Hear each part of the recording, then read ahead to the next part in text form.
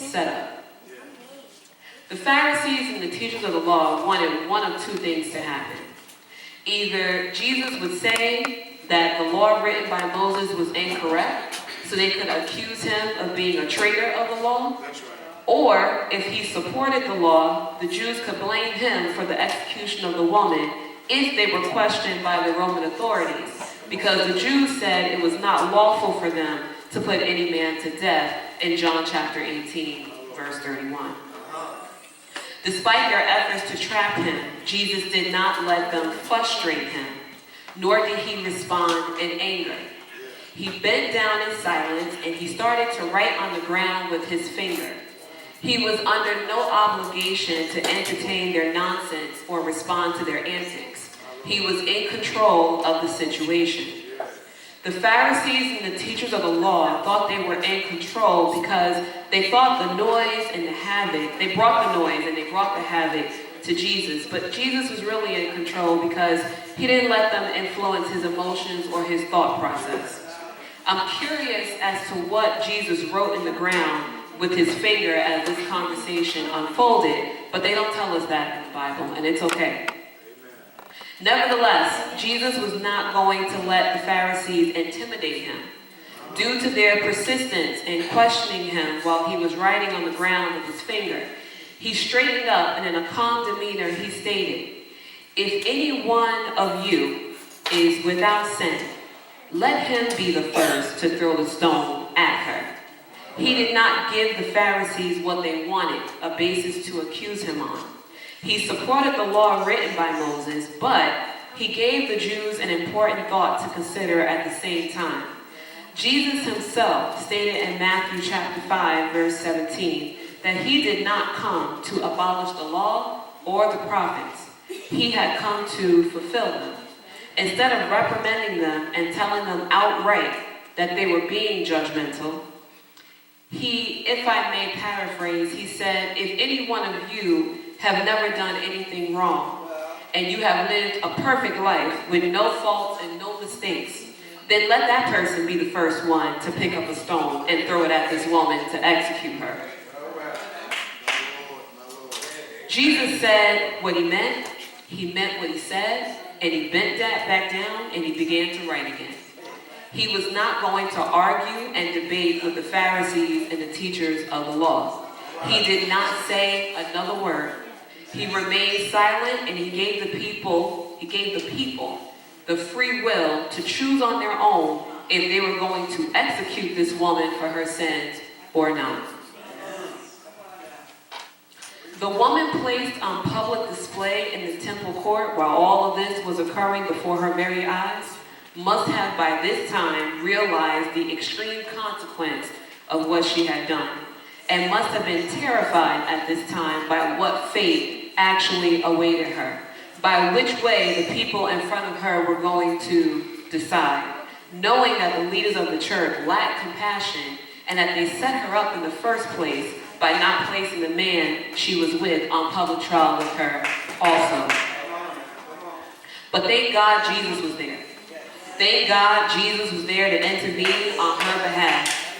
Thank God there were still some sensible people still in the crowd. Who? The elders. Upon hearing the words of Jesus, the people in the crowd were convicted by their own conscience, and they began to walk away one by one, starting with the elders first, knowing that each one of them were guilty of committing some kind of sin, whether it was large or small, at some point in their lives, whether it was made public or kept private. Jesus' words diffused an intense, hostile situation and made the thoughts of a judgmental, angry mob of churchgoers bent on judgment and execution turn into a huge self-reflection on their past and their current actions. An action that only God or Jesus could do. Jesus extended mercy to this woman caught in the very act of adultery that no one else was willing to offer her. He saved her very life, gave her another opportunity to keep living and breathing. When only he and the relieved woman was left in the vicinity, Not knowing what her next steps or her fate would be, he asked her, "Woman, where are they? Has no one condemned you?" And she said, "No one, sir." And Jesus said, "Neither do I condemn you. Go now and lead your life of sin."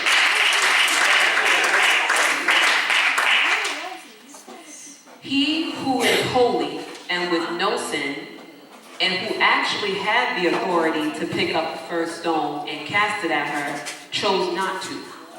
He showed mercy to her, and he set her free. Free to have a fresh new start, free to choose another path for her life, one not associated with adultery, a second chance. He did not set her free because he felt as though her offense was light. If you read the book of Hosea, you'll find out just how much God does not respect the act of adultery. But he saw that the woman needed to be rescued from judgmental man and was in desperate need of forgiveness, and that she needed a new chance at life, not a death sentence, not a box to be placed in the ground.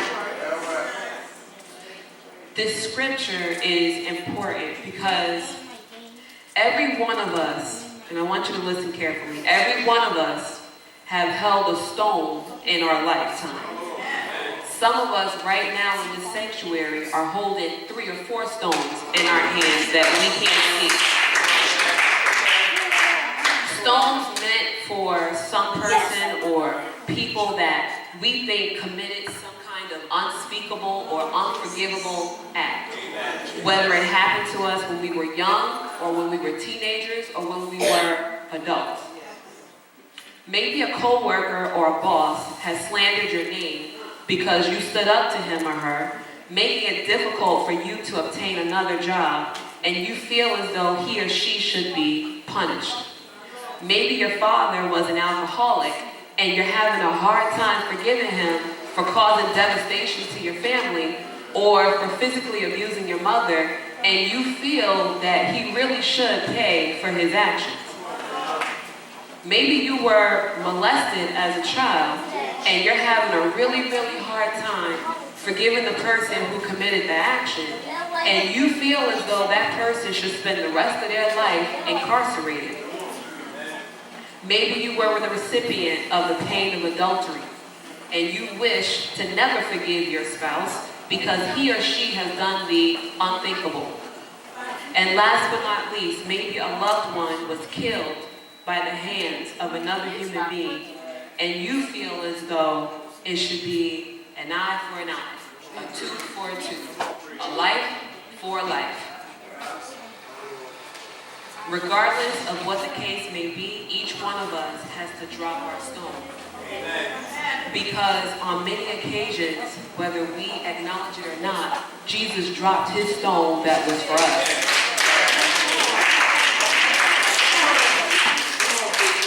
So let us remember the parable of the unmerciful servant in Matthew chapter 18. Jesus says the kingdom of heaven is like a king who wanted to settle accounts with his servants. As he began the settlement, a man who owed him 10,000 talents, which is like $1 million for us, was brought to him. Since he was not able to pay it, the master ordered that he and his family, his children, his wife, all that he owned, be sold to repay the debt. The servant fell on his knees before the master and begged him to be patient with him, and he promised to pay everything back, even though he probably could not. The master took pity on him, canceled his debt, and let him go. But when that same servant went out, he found one of his fellow servants who owed him 100 denarii, which for us is probably like a few dollars. He grabbed him up and he choked him, demanding that the servant pay him back every single penny that he owed him. His servant fell to his knees, begged him for mercy, asked him to be patient with him, promised to pay him back, but the man closed his ears. The man refused his request. He had the man thrown into prison until he could repay the debt. The master heard of what happened and called this wicked servant in for not showing mercy to his servant the way he showed mercy to him. In the master's anger, he turned that man over to the jailers to be tortured until he paid back every penny that he owed. This parable is about us. The debt that we owe to Jesus cannot be counted. We have committed many deeds against God, by thought, by word, or deed against his divine majesty, most justly warranting his wrath and indignation against us. We say we are heartily repent and that we are sorry for our misdoings month by month during communion, grateful to have received his grace, and then we turn around, including myself, and we hold a grudge against others, and we want them to be held to the fire. The same fire that God just let us escape from. Because we believe that person should be held accountable for the infractions they have committed against us. We have to try to lay this habit to rest. So it's time for it to die. When it's our time to meet Jesus face to face, like Mr. Baldwin did, we do not want to be compared to the wicked servant who would not show mercy to his fellow man. It is not a position that you want to find yourself in. Not only is it wicked in God's sight for us not to forgive those who have offended us the way he has forgiven us, but it also contributes to a less peaceful experience for your own life. In an attempt to serve as jury, judge, and executioner for someone else, we end up harming ourselves. We end up holding a grudge. You can end up making yourself sick because your thoughts are constantly fixated on the past, or you're consistently angry, which makes it hard for you to live in the present moment, makes it hard for you to enjoy the beauty of today. It is just more peaceful for you to send positive thoughts to those who harmed you, just so you will have peace inside of yourself, which is probably the reason why God said to love your enemy. So just for a second, step aside for 1 second. So I think God gave me the servant because I would hold a grudge like no other. So it was very hard for me to let things go when things would happen to me. Okay? And I did this for a long time. So if someone did something to me, especially if I felt as though they were not sorry for it, it was very hard for me to let it go. And my mother, I would go to my mother and I would say to her, you know, so-and-so happened and so-and-so did this and this happened and that happened. And she would say to me, you need to forgive, Angie, you gotta forgive. And she would just keep saying it, you need to forgive. And I was like, I don't know what she's talking about.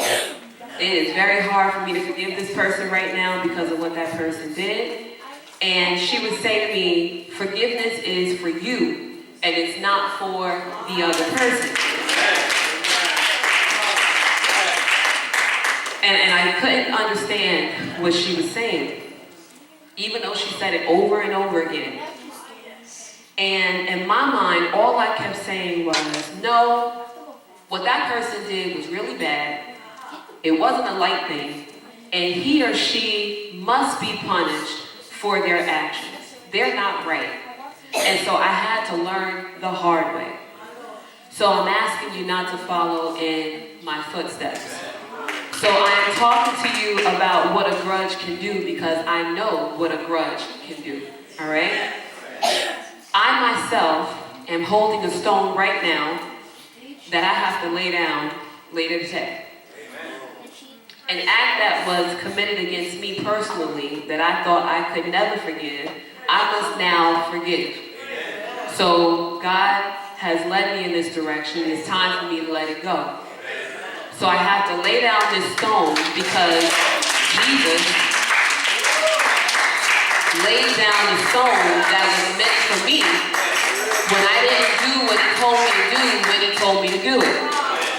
Or when I offended a family member. So as we leave the sanctuary today, I am asking you to drop any stones you have for anyone else in this sanctuary or in your life that you feel has committed an unforgivable act or deed that requires punishment or judgment. There is only one judge, and his name is Jesus. Every one of us in this sanctuary has made mistakes time and time again. Every single one of us has dropped the ball on many occasions. God doesn't know of a man who doesn't make mistakes. It is part of our existence as human beings. Therefore, we don't have the right to judge anybody else. There is only one perfect spirit who is capable of making a sound judgment on every single human being who walks this earth. It is not our job to play the role of jury, judge, and executioner. God did not annihilate or kill you instantaneously every time you committed a sin against him or in his sight, even though he's a holy God.